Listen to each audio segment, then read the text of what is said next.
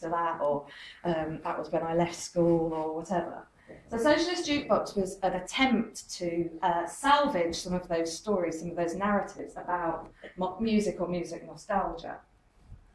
And then, so what I did for each, I asked people to bring me their favourite record of all time, on vinyl, obviously, and I would play it for them and produce one of these. So it's got a Socialist Jukebox stamp on it and a relatively good quality scan of the record, in return for them writing down for me the story that they associate with that particular record.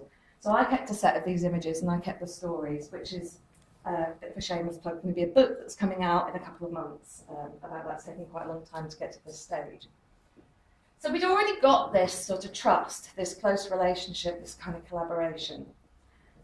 So I got this new job, and I've gone from being a lecturer to suddenly being, effectively, I'm the managing director of a £2 million bit at the university, and I was in a massive panic because I start this job in August.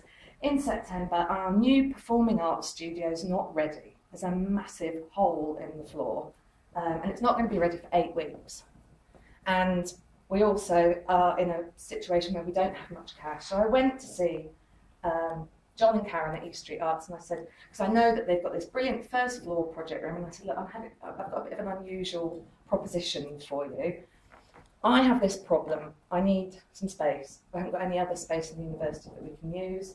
I've been around to all sorts of different places. I reckon, correct me if I'm wrong, but the going rate for your space is about £200 a day, because that's what it is at Carriage Works and various other places. I said, I can't necessarily offer you that much money, but how about we do a cashless deal? So the deal was that I brokered with them, this is a very brief summary of how this happened, was that I said, I will give you a certain number of days of academic staff time to run workshops, to write articles, etc., in return for a certain number of days in the project space. So we did a memorandum of understanding. So we did do a legal document. And by the way, with the Festival Republics, we did an annual legal partnership as well. I think it's really important that when I get to the end of this about how you write things down, how formal or informal that can be. So we did a memorandum of understanding about this deal.